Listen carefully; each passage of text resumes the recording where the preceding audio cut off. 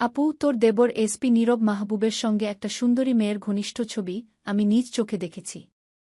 এমন একটা দৃশ্য দেখে আমি কিভাবে তাকে বিয়ে করতে পারি? সেটা আমার পক্ষে সম্ভব নয়। বিয়ে কোনো ছেলেখেলা নয়, বরং এটা এক জীবনের গুরুত্বপূর্ণ সিদ্ধান্ত। তাই বলছি, তোর দেবরকে বিয়ে করা আমার পক্ষে সম্ভব নয়। তাড়াতাড়ি এই বিয়ে ক্যান্সেল কর। ইয়ানুর প্রত্যাশা কাটকাট কণ্ঠে তার সিদ্ধান্ত জানাতেই নীলাশার ফর্সা মুখটা রাগে লাল হয়ে উঠল। তৎক্ষণাৎ প্রত্যাশার বাহু সজোরে ধরে নিজের দিকে ঘুরিয়ে নেয়া। চোখ রাঙিয়ে ধমকের সুরে বলল, বিয়ে করবি না সেটা বল। মিথ্যে কেন বলছিস? নীলাশা এতটা জোরে হাত চেপে ধরেছে যে প্রত্যাশা মৃদুস্বরে আহ বলে উঠল। তবে সেদিকে নীলাশার বিন্দুমাত্র ভ্রুক্ষেপ নেই। প্রত্যাশা নিজেকে ছাড়িয়ে নেওয়ার চেষ্টা করতে করতে তেজি গলায় বলল, মিথ্যে কেন বলব? আমি যা দেখেছি তাই বলছি। লাস্ট যে বার তোর শ্বশুরবাড়িতে গিয়েছিলাম, সেই সময় ওনার বুকশেলফ থেকে একটা বই হাতে নেই। আচমকা বইয়ের ভাঁজ থেকে একটা ছবি পড়ে, যেখানে মিস্টার নীরব একটা মেয়ের কপালে চুমু খাচ্ছে। যদিও মেয়েটার ফেস পুরোপুরি দেখতে পাইনি, যতটুকু দেখেছি তাতে বেশ সুন্দরী মনে হয়েছে। মেয়েটা ওনার গার্লফ্রেন্ড হতে পারে কি? প্রত্যাশা একটু বাড়িয়ে বলে, ছবিটাতে নীরবের আঙুল মেয়েটির ফর্সা লম্বা লম্বা আঙুল ছুঁয়ে আছে। দুজনে খুব কাছাকাছি, চোখে চোখ রেখে। দুজনের মুখেই একটা স্নিগ্ধ হাসি লেগে আছে।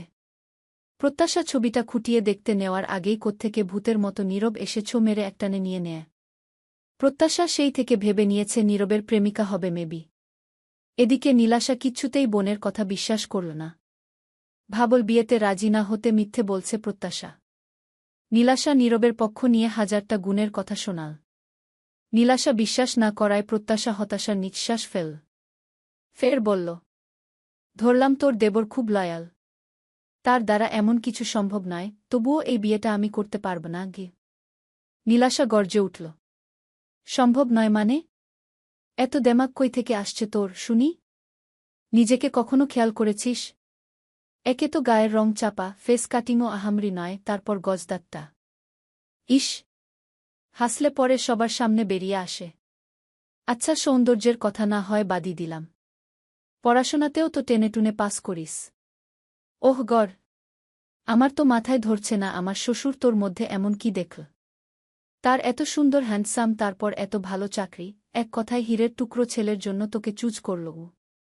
নিজের বোনের মুখ থেকে নিজেকে নিয়ে তুচ্ছতাচ্ছিল্য কথাবার্তা শুনে প্রত্যাশার এখন আর বিন্দুমাত্র মন খারাপ করে না। এতটুকুও কষ্ট লাগে না। আগে প্রত্যাশার খুব আফসোস হতো, তার বোন কেন অন্যদের বোনের মতো নয়। প্রশ্ন জাগত, আদৌ কি তার আপন বোন? না আছে চেহারায় মিল, আর না তো আছে মন মানসিকতা, চালচলনে। তবে প্রত্যাশা কোনো কথা চুপচাপ সয়ে নেবার মেয়ে নয়। ওর আবার মুখের উপর ঠাসঠাস জবাব দেওয়ার স্বভাব। প্রত্যাশা ঠোঁটের কোণে বাঁকা হাসি ফুটিয়ে ঠেস দিয়ে বলল, কথায় আছে নারতনে রতন চেনে। তারপর আরও আছে কি যেন, ওহো মনে পড়েছে, নুন ছাড়া তরকারি আর গুণ ছাড়া রূপবতী নারীগু। নীলাশা ফুঁসে উঠল। প্রত্যাশার কথা থামিয়ে দিয়ে রাগী দৃষ্টিতে চেয়ে বলল, কি বলতে চাইছিস তুই? আমার গুণ নেই? আরে আপু, রিল্যাক্স রিল্যাক্স। এত হাইপার হচ্ছ কেন? আমি একবারও তোমার নাম নিয়েছি? বলো, তুমিই বলো। নীলাশার মুখটা ক্রোধে থমথমে হয়ে যায়। দুই বোনের সম্পর্ক দাকুমডা। প্রত্যাশা একটু হেঁটে সামনে এগো, জানালা বরাবর বাইরে শূন্য দৃষ্টি মিল। নিম্নস্বরে বলল, চেহারা আর বাহ্যিক আকর্ষণ কিছু সময়ের জন্য মন টানতে পারে, কিন্তু একদিন সেগুলো একেবারে ম্লান হয়ে যায়। একজনের প্রকৃত মূল্য তার মনের গভীরতা এবং তার কাজে, আর যাদের মনটা অগভীর তারা কখনোই বড় হতে পারে না। যতই বাহবা পাবে বাহ্যিক সৌন্দর্যের, অন্তরে যদি কিছু না থাকে, সব শেষ। মানুষের শ্রেষ্ঠত্ব তার হৃদয়ের গুণে, বাহ্যিক নয়। থেমে জোরাল শ্বাস ফেল প্রত্যাশা। ফের কিছু বলতে নিবে তার আগেই নীলাশা মুখ কালো করে দাঁত খিচে বলল, তোর এই জ্ঞানের কথা রাখ। আর একটা কথা কান খুলে শোনো, আমার মোটেই তোকে ও বাড়ির বু করে নেওয়ার ইচ্ছে নেই। কে চায় যেচে ঘরের শত্রু বিভীষণকে আদর করে কাছে রাখতে? সব সময় তো সবার সামনে আমাকে ছোট করে কথা বলিস। তোর বর হই মান্য করে খুব কমই চলিস। এরপরেও তোকে বিয়েতে রাজি হতে বলার কারণ, আমার শ্বশুর নেহাজেত লোকটা আমাকে খুব ভালোবাসে। এই প্রথম একটা দায়িত্ব দিলেন, তাই দায়িত্বটা পালন করতে তোকে বলা গে। চোখ দুটো বুজে প্রত্যাশা দুই আঙুল কপালে চেপে ধরল। কয়েক সেকেন্ড পরে বলল, সমস্যা নেই, ও বাড়িতে তোর মান সম্মান ক্ষুণ্ণ হয় এমন কিছু আমি কখনোই করব না। আমি নিজে আঙ্কেলকে বুঝিয়ে বলব, যাতে তোকে না ভুল বোঝে ওনারা। এর মধ্যে নীল রঙের সিল্কের শাড়ি, উপরে কয়েকটা লাল রঙের বক্স হাতে নিয়ে অধরা রুমে ঢুকল। এগিয়ে আসতে আসতেই বললেন, কাউকে আর কারো সাথেই কথা বলতে হবে না গি। হাতের শাড়ি আর গহনার বক্স বিছানায় নামিয়ে রাখলেন। প্রত্যাশার দিকে একপল তাকিয়ে ফের নীলাশার দিকে চেয়ে আদেশের সুরে বললেন, নীলা, এই শাড়ি আর গহনাগুলো ওকে পরিয়ে দে। তাড়াতাড়ি রেডি করিয়ে ড্রয়িং রুমে নিয়ে আয়গু।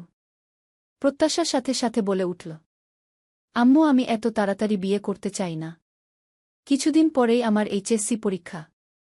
এখন না মানে পড়াশোনার উপর ইফেক্ট পড়বে তো। পড়াশোনায় আপনি কেমন? পড়াশোনার প্রতি আপনার কত আগ্রহ তা আমি জানি, মা জন্নি গো। মা নিশ্চয় খুব রেগে আছে, কথার ধরনই তাই বলছে। মা যখন রেগে থাকে তখন আপনি করে সম্বোধন করে, আর গলার টোন শুনেই বোঝা যায়। প্রত্যাশা মুখটা কাদো কাদো করল। অধরা দৃঢ় কণ্ঠে বলল, নিভানের, নীলাশার বর, বাবা হজ্জ করতে যাচ্ছেন। ভদ্রলোক ওনার সকল দায়িত্ব পালন করেই পবিত্র কাজটা সম্পাদন করতে চাচ্ছেন।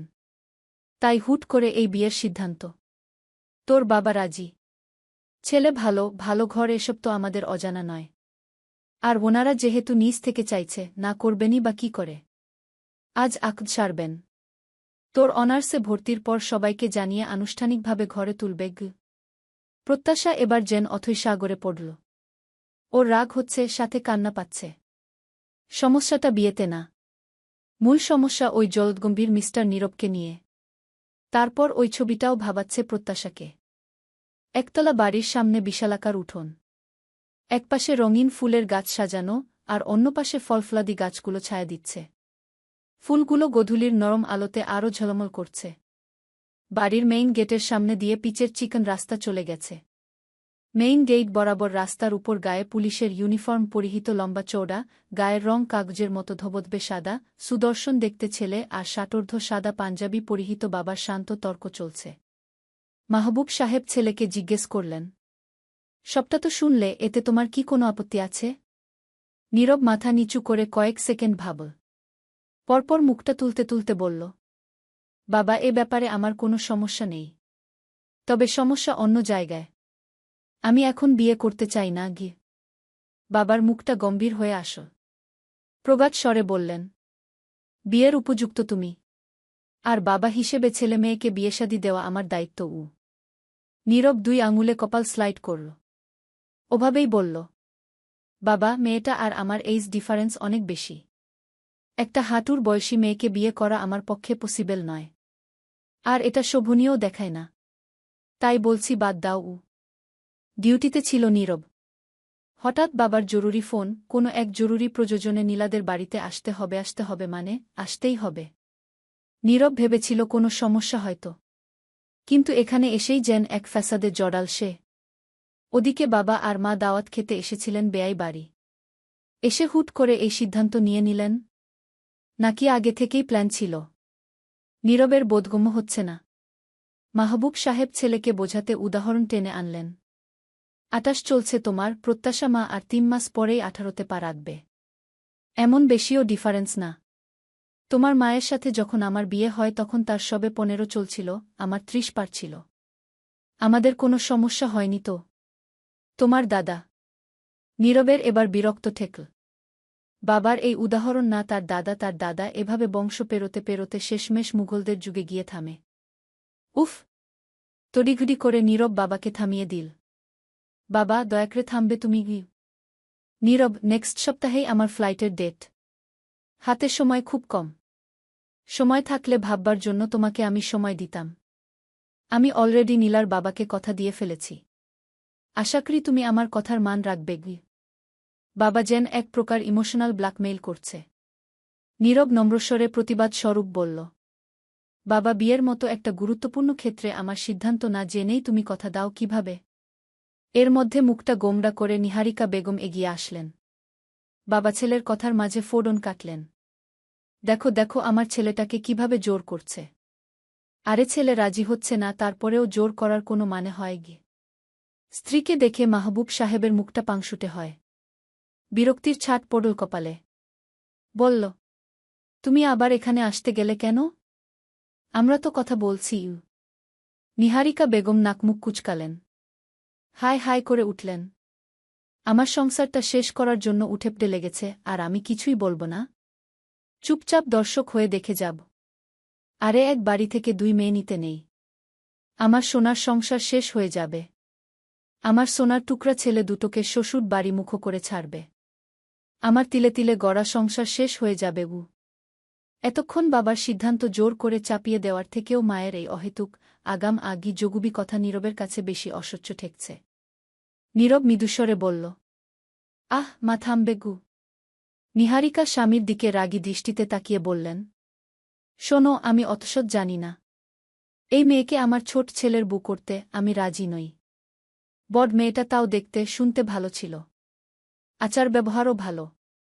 আর এই মেয়ের আজ পর্যন্ত কোনো গুণ আমার চোখে পড়েনি। কেমন একটা উডনচণ্ডী মেয়ে। মেয়ে হয়ে সারা শহর স্কুটি নিয়ে ঘোরে। চিক চিক চিক। বাপমা কেমন আস্কারা দেয়, নিষেধও করে না গি। মাহবুব সাহেব মৃদুস্বরে ধমক দিলেন, থামবে তুমি? বেআইন শুনবে। আর মেয়েটা একটু চঞ্চল, তবে খুব ভালো। দেখো, আমার আজকের কথার একদিন না একদিন চাক্ষুষ প্রমাণ পাবে গি। বাবা মায়ের বাকবিতণ্ডা থামাতে নীরব বলল, বাবা, leave me alone. Let me think for a while গ। সাজ পেরিয়ে গোধূলির শেষ আভা মিলিয়ে গেছে দিগন্তে।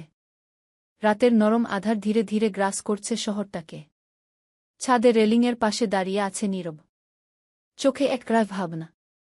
টিমটিমে হলুদ আলোয় ছায়াটা লম্বা হয়ে পড়েছে মেঝেতে। প্রত্যাশা ধীরে ধীরে এগিয়ে আসে। পরনে নীল শাড়ি, হালকা বাতাসে আঁচল দুলছে। কপালের কাছে কয়েকটা চুল উড়ে এসে আটকে গেছে।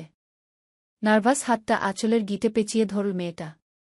বুকের ভেতর ধুকপুক শব্দ বাড়ছে, মনে হচ্ছে চারপাশ নিস্তব্ধ হয়ে গেছে, শুধু ওর শ্বাসের শব্দেই শোনা যাচ্ছে। এতটা নার্ভাস কেন লাগছে প্রত্যাশা বুঝতে পারছে না। নীরব আলাদা করে কথা বলতে চেয়েছে। নীলা জোর করে পাঠিয়েছে। সামনে দাঁড়িয়ে থাকা মানুষটার মুখ দেখা যাচ্ছে না ঠিকঠাক, তবু হৃদয়ের গতি যেন আরও বেগবান হয়ে ওঠে প্রত্যাশার। নার্ভাসনেসকে জোর করে হাওয়ায় মিলিয়ে দিতে উপরে শক্ত খোলসে নিজেকে আবিত করার চেষ্টা করে নিজেকে প্রবোধ দেয়া।